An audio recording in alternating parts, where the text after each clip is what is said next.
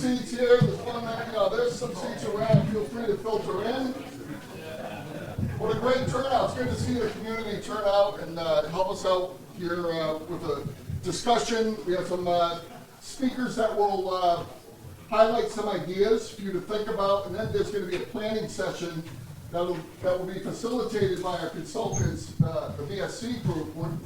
We're really looking to get a community-driven plan for Bidwell. My job, I'm the town manager, my name's Sean. My job is just to kick things off, tell you why we're here, and I have a couple slides from 2016, where we first started talking about Bidwell. These are intended to maybe get some of you fired up. It's only meant to stimulate discussion, so don't shoot the messenger. But in 2009, the town acquired the Bidwell parcel. It's about 100 acres, and it was acquired for $550,000 from the proceeds of the sale of the middle school on School Street. You may recall that, some of you will. So that's how the acquisition was funded. And then in the town meeting vote, the only stipulation in the town meeting vote was that it was acquired for open space. Then I imagine maybe somebody amended that, but it says open space or other uses. So that's pretty open, right? So a year or two after I got hired, the Board of Selectmen, the property had now been in the town's ownership for 7 years. Nothing was really happening. And we were going to go for a planning grant in 2016. And so I came up with this. Well, let's call it a jobs corridor, right?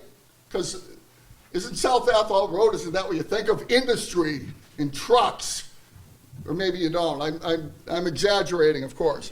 But we put together these graphics in hopes of getting a grant. And one of the things at the time we were talking about, the only thing I've changed is I've renumbered the exits, because that changed. At the time, Mark DeBast was just building up at what is now exit 77. Now there's over 320,000 square feet of commercial space up there. The image goes over to Route 32 that you see there, because that was by the town designated for special permitting status, expedited permitting, a 43D site. Then off of the next exit's exit 75. I call out the hospital expansion and work on what was the Quabbin Retreat. Rebecca, you may know the current name. You keep up on that. I saw you back there.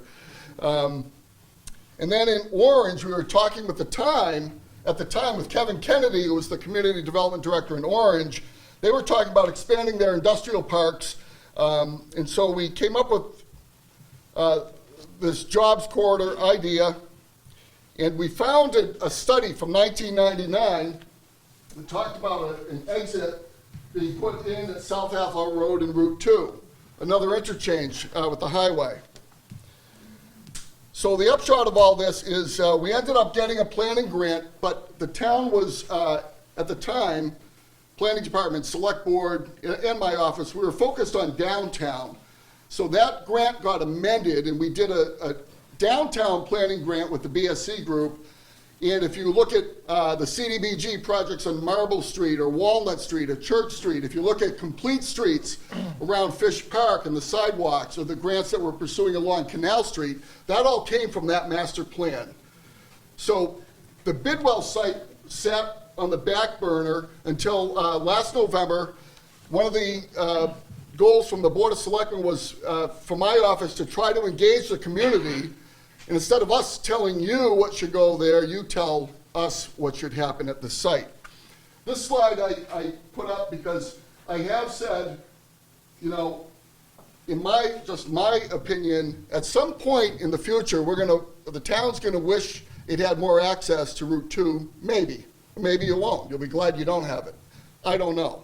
But I do this slide to illustrate the proximity of this site to where Route 2 goes. The last slide on mine wasn't my idea. This drawing comes from a study that was done in 1999 by the Wilbur Smith Group. That study led to the improvements you've seen along Route 2, the widening, the flappers in the middle that are now, at least now, a firm barrier in Athol. Remember the yellow flappers? That's what I call them. And when the snowplows didn't knock them out, But a lot of improvements happened, but this interchange study was kind of shelved by Mass DOT because it's a lot of money, and if there's no political will, or if we don't really need it or want it, we're not going to pursue it necessarily. So my hope is that tonight, we're going to kick it over to the speaking panel. You're going to have your ideas, you're going to hear about open space and recreation, the history, rail trails, about what needs we have in the residential market. Housing, should housing be part of it? Commercial or mixed use or institutional use. So we have Keith McWork from the EDIC, Sarah Lyman from Hometown Lair Realtors. We have Dave Small from the Planning Board and 15 other committees. And Aaron Nelson from Mount Grace Land Trust to take us through some thoughts on this parcel. And we're gonna listen, take notes, and after this panel, we're gonna have Heather Gould. We'll give instructions. We're going to have stations to offer your input and really kick off a community process. We're going to follow up with a survey as well. That'll be online and in paper. So with that, I'm going to hit the button and hope that Aaron or Dave knows how to transition out. Well, hopefully. Thank you. We're going to open a new one, or is it? It's open. Oh, it's already open. Yeah. I like that.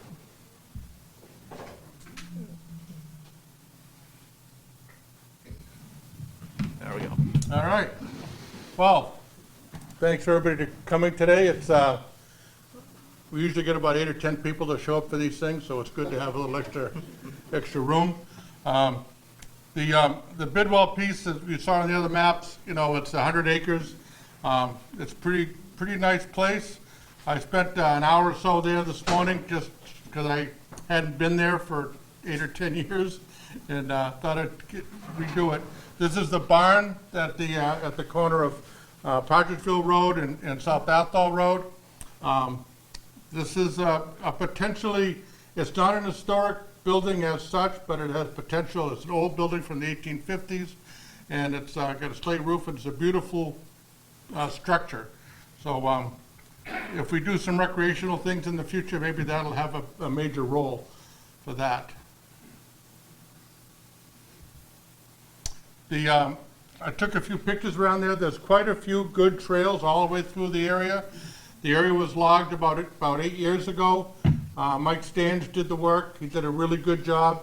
The regeneration in there is very good. It's got nice tall pines, oaks, and maples that are in there. It's really, they did a very nice job, and it's pretty well maintained. As you can see, the cart roads running through the place are pretty substantial, and they go pretty much through the whole property. I was there for an hour this morning. I had 25 species of birds. In that hour, I had a barred owl that I saw twice. There was a red-tailed hawk had a nest there that was scolding me pretty profusely for being in his territory.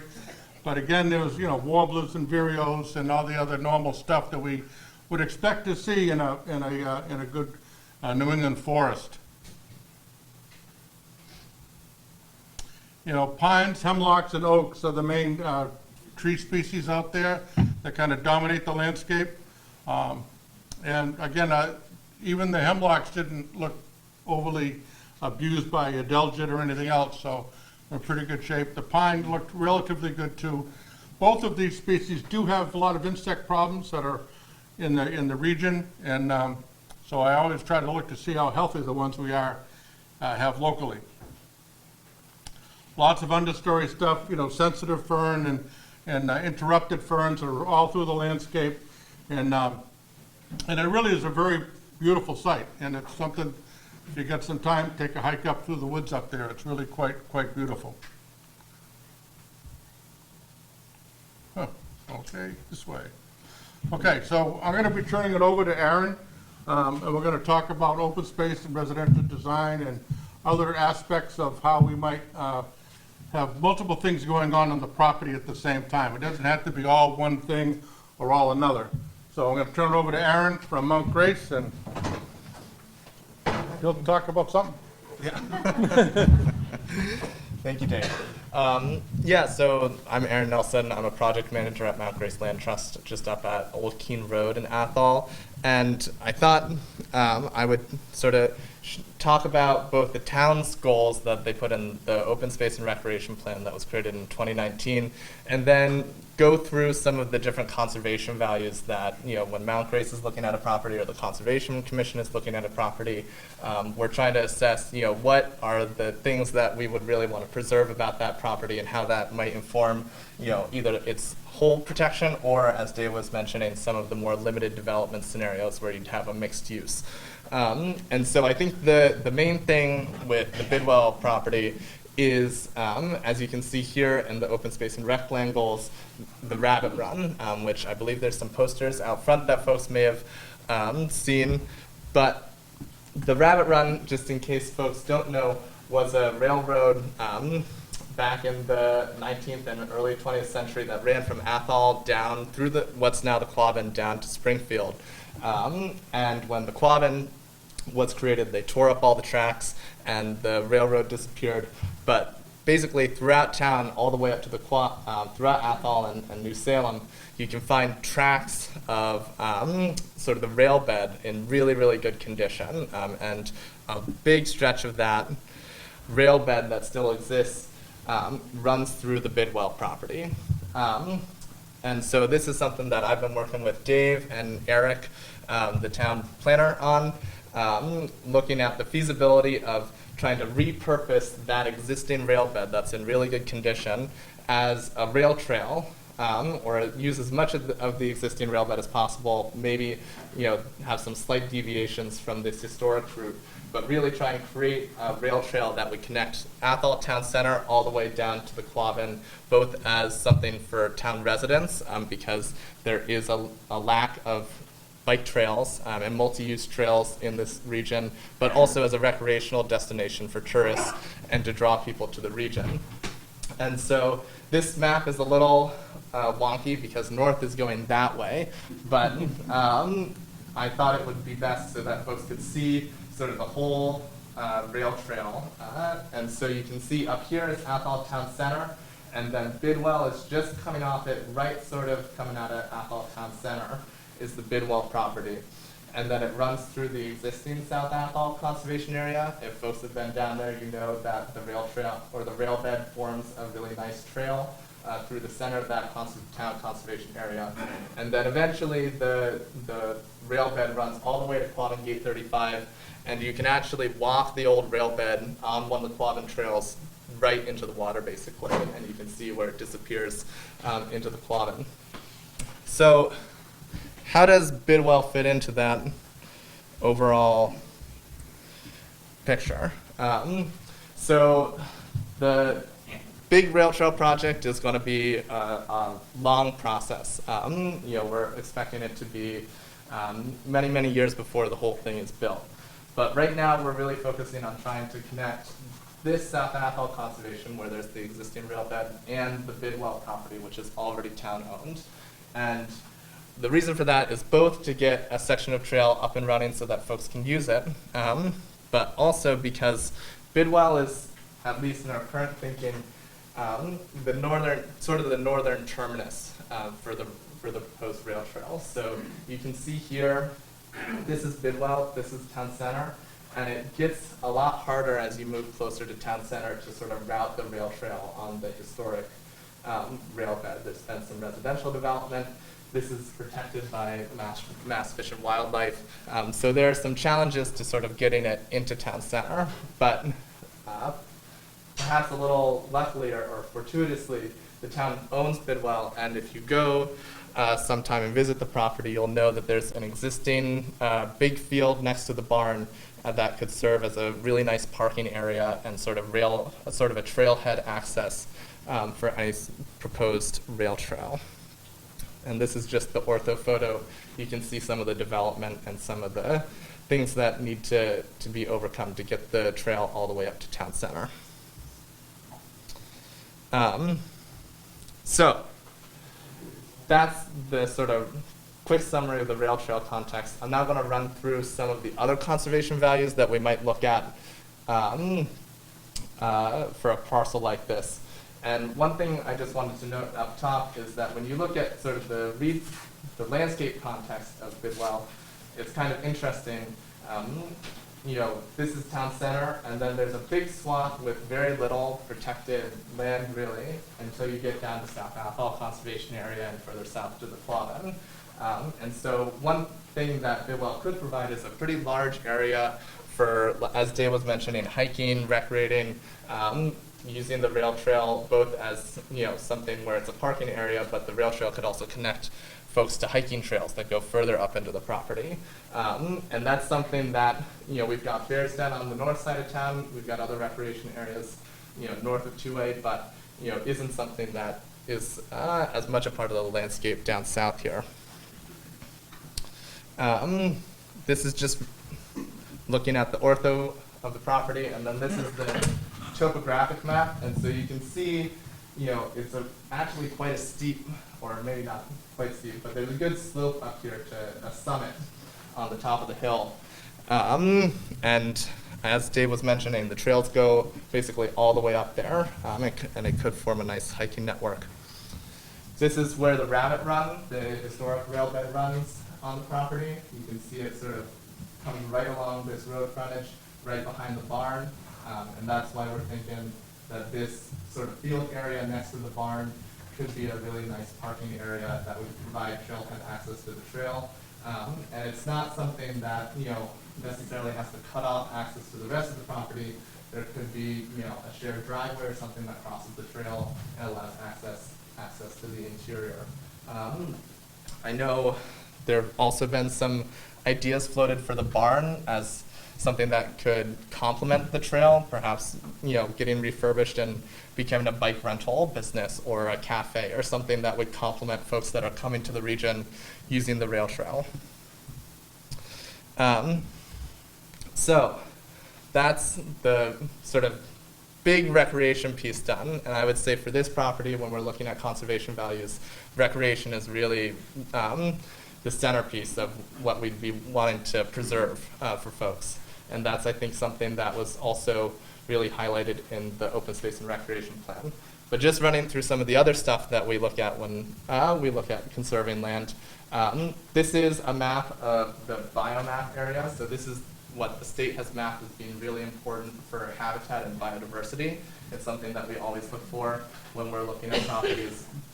And you can see Bidwell doesn't actually have any biomap on it, but there are big patches of biomap right next to it. And if we look at what those are, you can see this area is really associated with the Millis River. So this is sort of a really important aquatic habitat associated with the Millis River. And then this is sort of some of the upland streams that feed down into the Millers. And then over here, this is actually a big patch of rare species habitat. And we don't know exactly what it is because National Heritage sometimes doesn't like to release that, but there's some sort of rare species over here that is quite important. So not on Bidwell, but just important, you know, as surrounding context.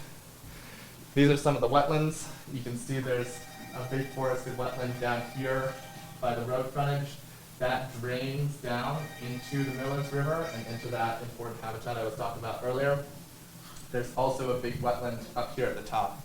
And so that obviously has some implications for development because, you know, things would have to go to the Conservation Commission. But I think also when we're looking at biodiversity values, protecting or, you know, buffering this wetland and this intermittent stream that runs into this really important habitat, I think would be something to consider because obviously the quality of the water up here affects the quality of the water down there. And this is sort of the last mapped value, but just in case folks were interested, this Bidwell parcel was at one point a farm, and that's why the barn is there. And you can tell, obviously, they knew where the good soils were because this is a map of the state prime farmland soils. And this whole area where the existing barn is and the field is all some of the best farm soils in Massachusetts. So something just interesting to note also if the town wanted to do some sort of community garden or shared farm plots as an idea I've heard before, there is the farmland soils to support that sort of thing. So I guess in summary, Dave's going to go over some of the more limited development scenarios that have happened in other places to get some ideas on the table. But I think some of them conservation considerations. Obviously, there's the rabbit run that runs along the frontage here. I think there's the wetlands, like I mentioned, that are draining into the millers, that it would be important to buffer from any sort of development. And then there's also the hiking trails that come up into the top of the property, and this rare species spore that might, you might want to buffer a little bit from any sort of development. So with all that being said, Dave's going to run through some mixed-use development, but I think this is the sort of general area that I get to wave at with my hand and has no defined borders yet. But that's sort of, I think, looking at those different conservation values, those are this area, is the one without those and might be appropriate for development. That doesn't cover all the conservation values. There's obviously, things like the character of the neighborhood and the scenic value of the property that I haven't covered. But that's just sort of, running through what Mount Grace or the town would do on a first looking at the property. And back to you, Dave. Okay, just a real quick thing. One of the things the town does have is like an open space and residential design bylaw, which allows the development of a parcel to be concentrated in one part of the property and preserving the rest of it. So we only have one so far. It's Ben Woods, that's up off Route 32, and Pete Lyman's project. And you see in this picture, the houses are clustered together, and then they were able to preserve all the surrounding area as forest land. And there's trails through there for the residents to use and stuff. And it's a way it's a lot less expensive for the developer to build less road, less infrastructure with power and whatever else you have to put in there if you have water lines or whatever. It's just a lot less expensive.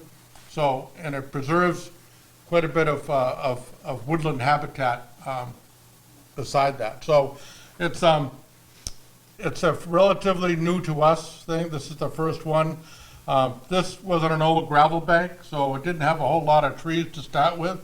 And but anyway, you can see how there were 14 houses in this block, and this is a 55 and over neighborhood, development, and which is good for a bunch of reasons. But anyway, so that's just something, when we look at this whole thing, whether we're doing some sort of a commercial development or just housing or whatever, there's ways that we can cluster the development into a smaller parcel and yet leave quite a bit of the open space and some of the values that we like to cherish. So that's just that. And as we go into the discussion, we can think about how we might have multiple things happening at the same time and still try to keep our values of open space and our rural character. So that's that.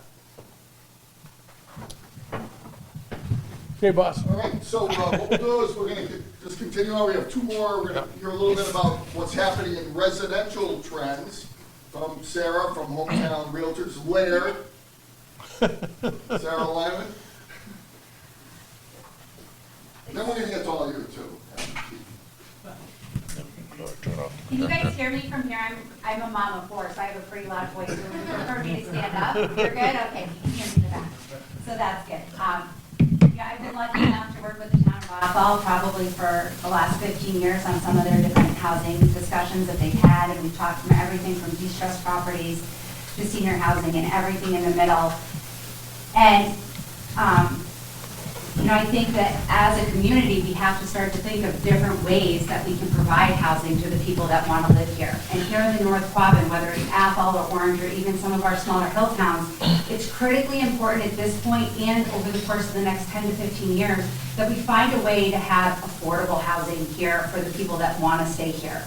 And I don't mean giant housing complexes. I mean homes that people can come and work in this community and still be able to afford to live and stay here. for a lot of you that are in this room, and for me, my daughter's graduating, my oldest daughter's graduating college on Thursday. And the big discussion with her has been like, oh, Mom, I want to look at this house, I want to look at this house, I want to figure out where I'm going to live. And she's showing me like $800,000 homes. And that's the reality of where Massachusetts is headed if people want to stay and work and live in this area. And we have to figure out how to shift that as a community and how to do that together. And being able to come up with ways for developers to develop our land and still have it be our beautiful green spaces, but have it be affordable for them, is the discussion that I think these communities need to have. And Athol's been really progressive in the way it's handled the development of its infrastructure over the course of the last 15 years. I know everybody in the room might not see that, but for me, I look at lots of different communities across Massachusetts, and you see what some of the other communities are doing, and they're not being as diligent with the things that they're doing to make sure that their schools are the right size, to make sure that their police and their hospitals and their fire departments have the equipment and the necessities for them to be able to do their jobs, that their roads are good enough. I think a project like this, if there's people here from the transportation department, would be important to talk about, because I would love to see this space have some portion of senior housing that gets implemented. That's one of the biggest lacks I see in our community right now. Are there people that are, 50 to 70 years old that want to stay in this community, but they can't afford to figure out how to stay in this community with the way that property taxes are going, or with the way that it costs to update and maintain a single-family home these days. And then for the younger generation, for the people that are just getting out of college or high school and they want to stay and work in this community, we're finally at a point where we're bringing these jobs here, but we need a place to house the workers. And you can't do that when the average sales price right now is like $325,000. So I think this is a really interesting discussion at a time that this discussion needs to be had. But the need for housing is going to be there 5 years from now. It's going to be there 10 years from now. It's going to be there 20 years from now. Because in Massachusetts, there just isn't enough space anymore for people to build. So the idea of these single-family homes needs to start to change, and we need to start to kind of shift that thought. Right now in Athol, there's 14 homes for sale. That's not very many. We're at 1 month's inventory, which is probably higher than we've been in the last 3 years. We've had an inventory crisis in the North Quadrant before COVID. And what happened during COVID just elevated that exponentially. Because with telecommuting and the amount of jobs that people can do from home now, people want to move here. They want more space in between their neighbors. They want places they can come and they can go for a walk and feel safe. They want a vibrant community, which Athol has excelled at over the course of the last 5 years. So I would be excited to see a project like this come in if it was geared towards the right people moving there. I personally, with my 20-plus years experience, don't think it needs to necessarily be single-family homes. I think when you look at Ben Woods and when you look at Devon's and some of the other communities that have implemented smaller open space designs like this, it's really interesting to see the communities that come out of that. And that's where the trend across areas like ours, where you just don't have as much buildable space, that's what's starting to happen. I'm happy to answer any questions, but I don't really have much more to say other than I can give you stats all day and answer questions. Quick question. What's considered affordable housing in this area? My honest opinion is it needs to be between $250,000 and $350,000. If you look at the hourly rate, which most people are living on multiple incomes, that's where a family can come in and not be house poor.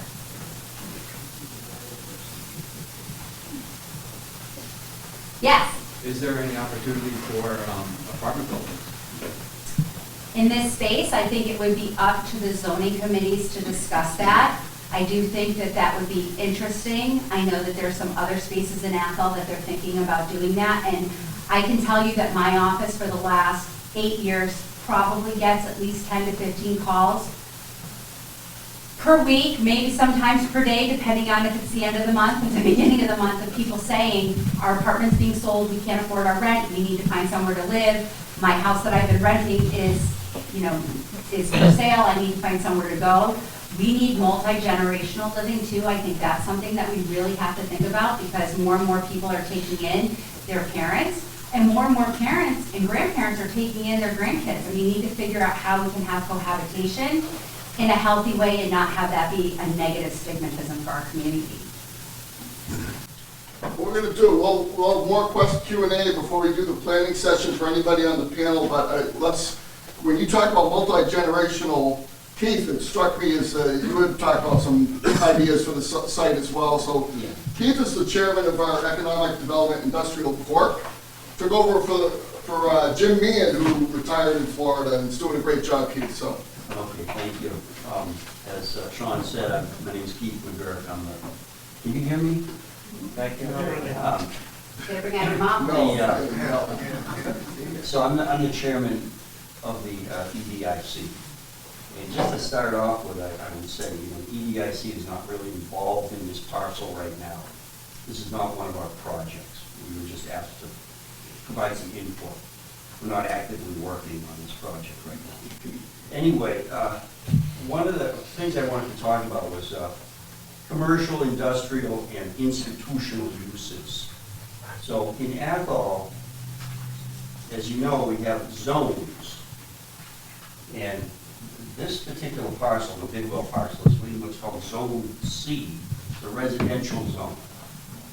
So when we start talking about commercial, industrial, and institutional uses, many of these things are not allowed in the residential C zone.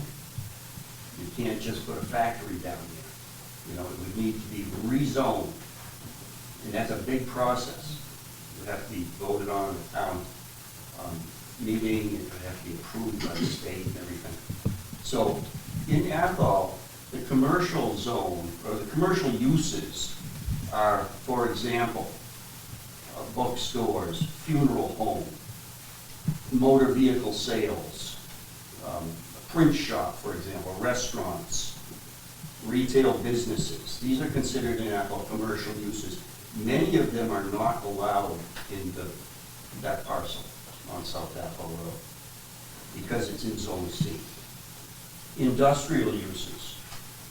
In Athol, that would be light industrial in an existing building or in a new building.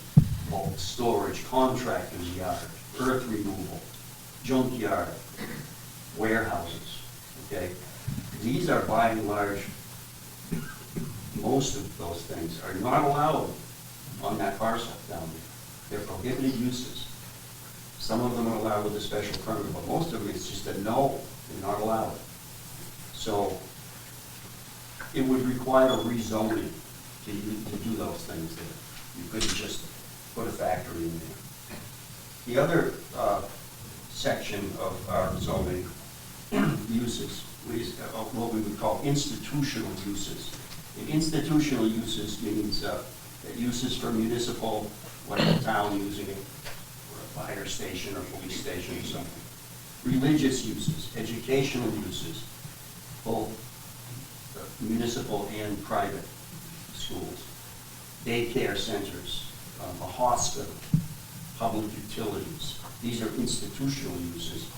Most of them, many of them are actually allowed down, schools, religious uses, a church, private schools, things like this, college, for example.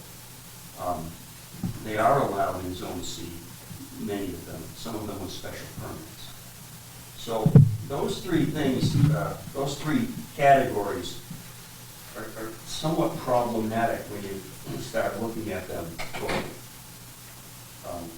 the Bidwell property because of this zoning. Zone C doesn't allow a lot of that. It's a residential zone, not an industrial zone. So we have to keep that in mind. If somebody would like to see something down there that is like an industrial park type situation, it would require rezoning. And that means input from the neighbors and it needs votes and things like that. One of the, not to be overly disorganized here, but I'm kind of throwing out a lot of very general information. But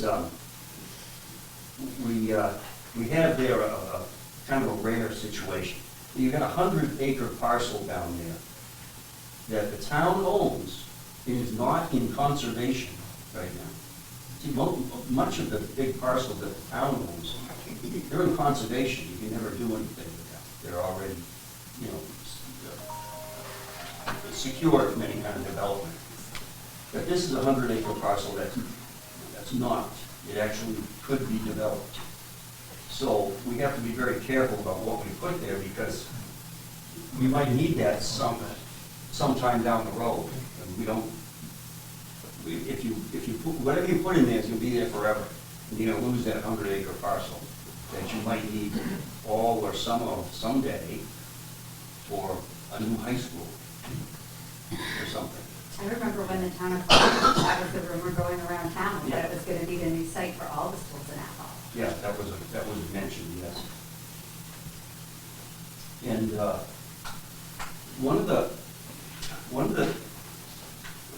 the EDIC was involved somewhat fairly extensively in the market basket development up there by Route 2. That was all private property. It wasn't town owned, a little bit it was, but. And before Market Basket came along, that was a vacant parcel and with private property owners. The EDIC and town officials were trying to find a developer for it. So long before Market Basket came along, we were working on a lot of things up there. And one of the things that came along was a person who developed assisted living centers, okay? Assisted living centers are not nursing homes, they're sort of above that in care. People who live there are often still drive, they just need a place to live with it, you know, where they have assisted, they may have limited mobility or something. Need someone to take care of them, but not to the extent of nursing home. Anyway, that was also not allowed in any of the zones in Athol. So what we did back in 2007, 8, something like that, is we at the EDIC pushed for and got approved a zoning bylaw change allowing assisted living centers, including in Zone C, which is the Bidwell parcel. So these are large facilities. They sometimes have 100 or more people living in them. They're also large employers. They employ many people, 3 shifts a day. And Athol has some real good points about it which could attract such a facility. We have a hospital. We have a full-time ambulance service. We have a full-time police department. We have, you know, we are centrally located on a major highway, Route 2. We have several large cities that will say, we live Springfield, Keene, Gardner, Leominster. This is, you know, an assisted living center is a large employer. It's already, the area is already zoned for that use. It's not an invasive or noisy business. It doesn't generate a ton of traffic except for employees coming different shifts. Many of them live in Community Drive. It's just a thought. It's a thought we had for the Market Basket piece up there, which never came to fruition. Eventually, Market Basket came along, and that was the end of the various things that were proposed up there. One of them was an assisted living center. The other one you'd be glad to hear was that didn't go through was a man who made wood pellets for pellet stoves. He said that operation is so loud you could hear it 5 miles away. Grind up logs to make the pellets. Anyway, that was a thought of mine based on my experience up there at the Market Basket. The assisted living developers. They're an up-and-coming business. They're usually very large operations, often managed by corporations that own many of them. I visited, the EDIC members visited one down in Agawam back then. We were trying to track a developer. And I visited. I was one of them that went. It was a very nice place. Very well maintained, brand new. I think there were probably 150 residents there. I think they employed a total of 300 people on 3 shifts, 7 days a week.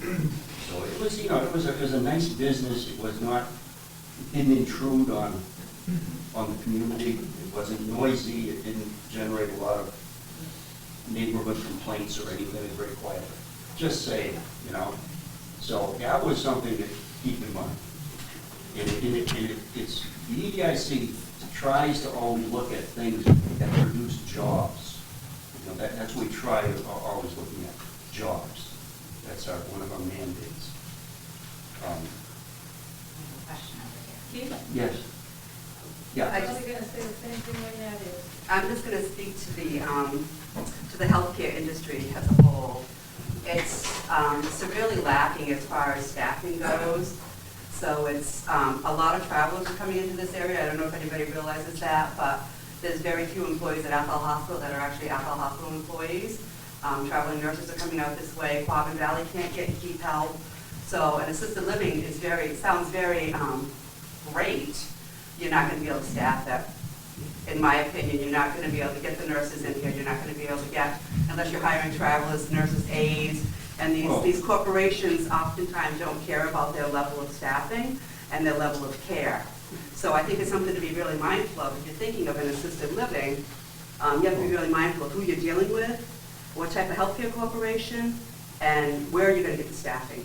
Yeah, Because that's, I again, have that's, to agree with Raynette that the staffing for that type of facility, there is a critical shortage of that workforce, absolutely.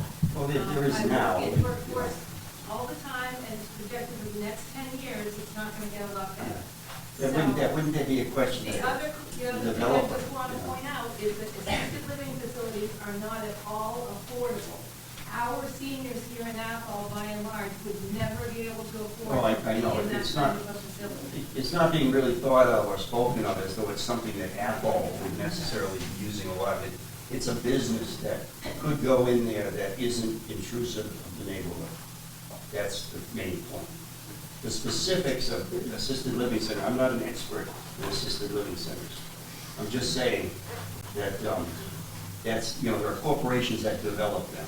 If they think they can develop one, that's their thing, you know. Why don't we open it up to the One panel question. for about, Heather, we have a few minutes just for Q&A, questions, comments, yes? I have a question to Sarah. I would like to know if you know what the Benwood homes are selling for in today's market, not 3 years ago, but today's market. If they were to put the properties on the Bidwell property now, what would the market value be? Yes. I mean, a lot of that would have to go by design, but let's say you put attached, so homes that are attached, single-family homes that are attached. Let's say you put 3 of those all together. You would probably be looking at between 3 bedrooms, 2 baths, probably anywhere between $275,000, $300,000 per unit. That's there. Per unit at the Benwood, there's 10 or 12 homes there. Over $200 a square.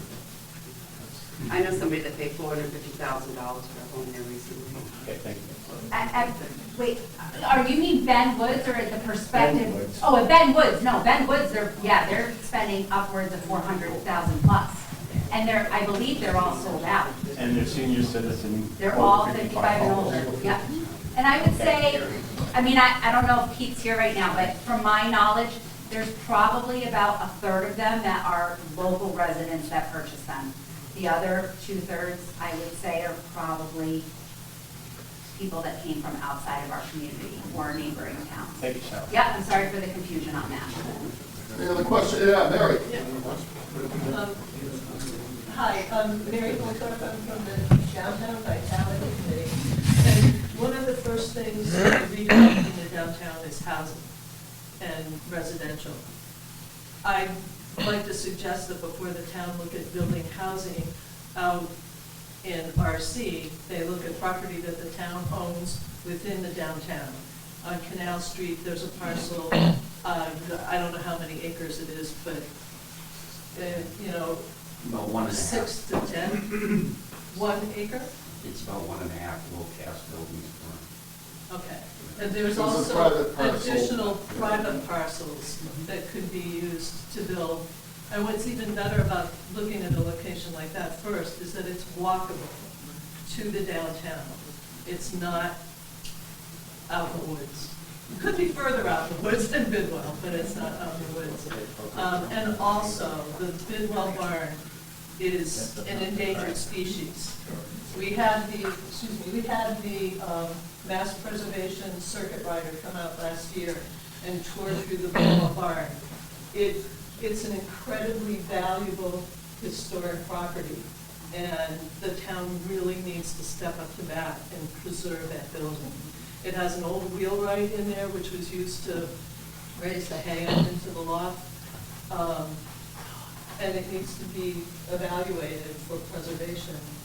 Buckland is in the process of restoring historic farm in their town, and they're going to use it for educational purposes.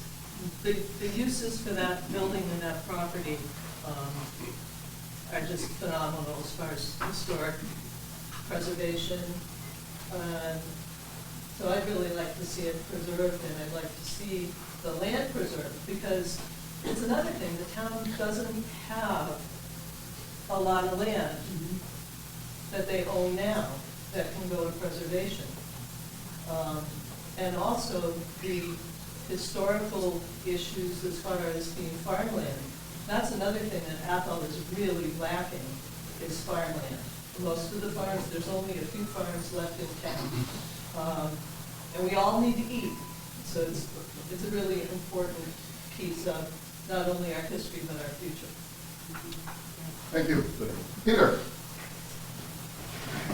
So I want to talk to, this is a very important meeting to me. I grew up, spent all my life, went through the school system, was around when they put zoning in, put conservation, I think David, it was 65, and watched what's happened. So when we originally zoned, we had 3 strong manufacturers here, UT, Sterrett, and they spot zoning down around the rental center. They did Sands Super, which is Charlie Batchelor built, which is now the doctors. And we didn't send any land aside. So the Athol Economic Development gave money to the Orange to build the industrial park. So there's several companies looking around here recently for a piece of land. We have no pieces of land. You need anything over 6,000 square feet has to be sprinkled. So we have nothing available to create any jobs or building commercial. So you're going to either be full-time fire department, running trucks to protect the bigger buildings, or you're going to be a bedroom community where you can see the traffic on Route 2 going out of the area, and there's no jobs for, or good-paying jobs to support these $400,000 houses. So you got to make a decision. You need, this parcel has sewer just down the street. It has a pump station, goes across the river. It has water that runs right by it. So you're going to make some sort of industrial space. Orange is lucky they've got a new business in the industrial park that is paying real livable wages, and they're growing, and they're producing an oil that goes in with chips. And it's just really, there's some neat new industries out there, but we can't entertain any of those. So elderly residents are going to have to pay a tax rate because companies are going to be any cheaper. The trucks are going to cost more to fuel, the town's run to go. So you're going to make a decision. You're going to tax the elderly out of the community, and you're not going to provide any jobs. We're right now looking at 108 between Elmigville and River Bend, and also the parking garage. And there's proposals coming forward for the Tom McCann building, which needs to have something done with it. It's all subsidized housing. You're going to have over 2 kids per family, so you've got huge impacts on what's going to happen to kids. With a 3-bedroom unit, so you're going to have over 2 kids. 2.2 or whatever it is, the average. And they're going to be 30% cost as far as I understand, and 70% the government's going to subsidize. So how much of that can we afford without going and building onto the new schools, which is a question. And are we going to be a residential, everybody going to commute to Pittsburgh or east to work? And so this is a commercial piece. I bought the 2 pieces of land across from this, and was involved. Bob Muzzy spearheaded buying this property. It was the #2 site from the industrial park before we did the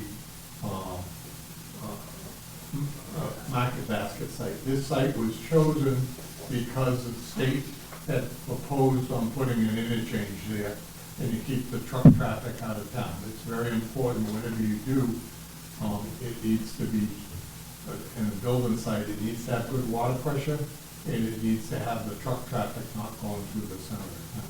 So that's the big decision tonight, or right now, whether you're going to be a bedroom community, and you're gonna have a volunteer fire department, and you're gonna get to that point, because the residents can't afford the tax rate if you take the commercial restaurant out of here. Yeah. Hey, Steve, is there more, or, There's sorry. more, but I think. As always. We're talking about housing. I have 330 employees now, and we can't find, there's nothing for apartments right now. There's not a apartment around. I recently sold Holly Brook to a friend of mine locally, because I'm not gonna live much longer, I hope. So that is the apartment. We have a waiting list, okay? If you got on the list now, you'd be lucky to get into Holly Brook in a year. So we don't have any apartments. We don't have any affordable places for employees to go. So I've got employees traveling from a long ways to come to work here, mostly over the national line now. So I think that we're in kind of a crossroads, and we just accepted, or at least in the town hall, for the extra additional fire people. Well, if you're gonna have the industries, you're gonna go up on the taxes of the little bit of commercial property we got. You're gonna price them right out of being in this town. So we've had, correction on, Two things. Yeah, Eric Smith, Director of Planning and Development. Next week, actually, at 6 o'clock in this room, we're actually having a meeting about housing town-wide. So if housing is an important issue, please come back next week and we'll, some of the issues we talked about tonight are very germane to the topic on a town-wide level. And also, Pete, we also rezoned the town last year, a bunch of land behind your Rich greenhouse, Brick Road to commercial. So we have more commercial zone land now than we had a year. We added to the inventory. I just want to bring that to the attention. You have the piece of land up there, which I own. I own 3 pieces up there. The problem is it's all ledge, the micromine up there. And the issue is you don't have any town water pressure. And you can't put a big industrial manufacturer without being on the sewer line, number one. And you gotta have water pressure for sprinklers. You're gonna bring another tower in, and you got a tremendous job to get an access road up there. So really, this is the last parcel, big parcel around here. We've had several companies recently looking for 10 acres. There's a company, a distribution company, wants to spend $3.5–4 million for 120,000 square foot building and employ 120 or 30 people. And we don't have a piece of land. They have to go to ours. And that's a real problem. Partridgeville Road would be a disaster with more industry out there. I'm sorry, Peter, but the tractor trailer trucks that go down Partridgeville Road now are atrocious. My mother couldn't get her mail out of her mailbox without being sucked in, so we had to put a mailbox in so she can open it from behind. I'm saying in conjunction with an interchange under Route 2, take the traffic Yeah. away from where you are. That would be nice, but what's going to happen on South Athol Road? Because that's not that.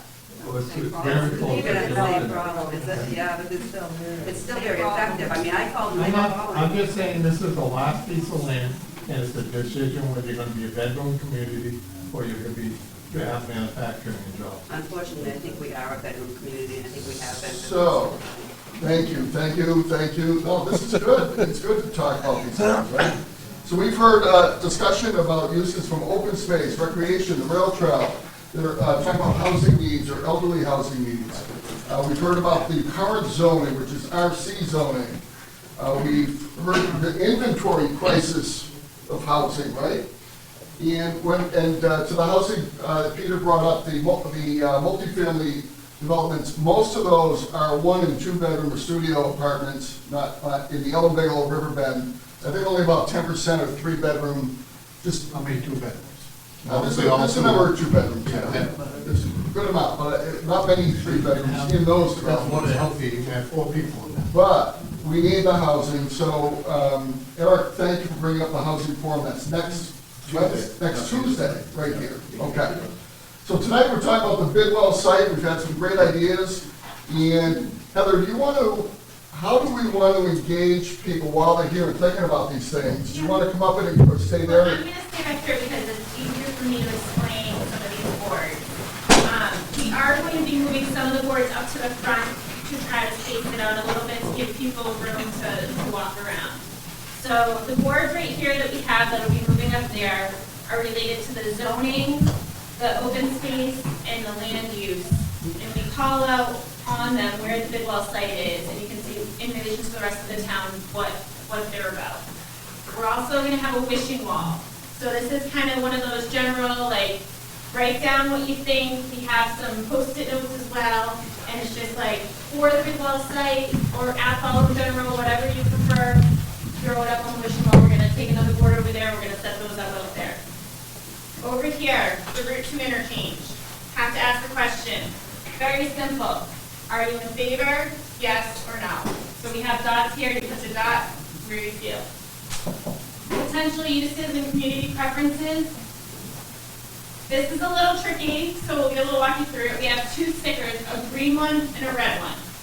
The green one is, in terms of the type of use, it's your first preference, and the red one is your second preference. So we're not limiting you to one choice, but we're looking at potential uses being commercial development, stores, businesses, dining, etc. Residential development, talking about housing diversity, so it can be any kind of residential. Open space development, active or passive. Industrial development, which includes agribusiness, research and development, and manufacturing. Institutional use could be multi-generational community centers, assisted living, educational, healthcare, any of that. Or, if you don't like any of those, none of the above, and keep it as conservation land. And then at this table here, this is more related to housing development.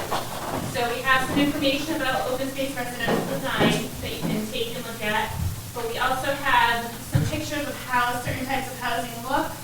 And we are giving you the opportunity, if you would like to see some sort of housing somewhere on the site somewhere, knowing that the site is so big, it's 100 acres, it could be multiple uses, giving you the opportunity to figure out the type of housing you'd like to put there.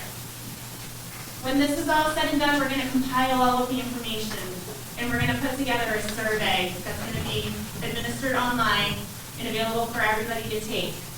What I would ask is if you haven't signed in to the sign-in sheet, that you sign into the sign-in sheet and either provide a mailing address or an email address, because when that survey is available, we can email that out to you so that you can go to the link and fill it out.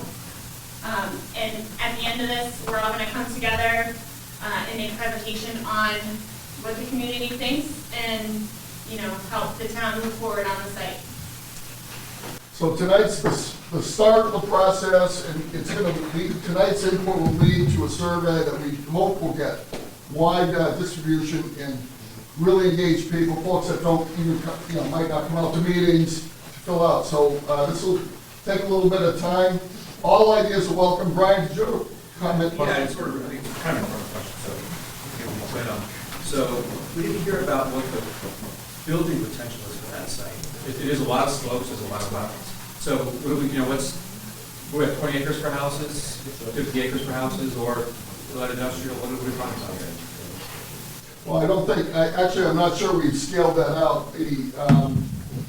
Most of the land is upland, not wetland, just that corner to the south. Yeah, steep slopes. Southwest. Are they buildable? I don't know. I'm asking. Oh, I don't know. Anything's buildable. Enough money. We're looking for desired outcomes, and then we would work to achieve that.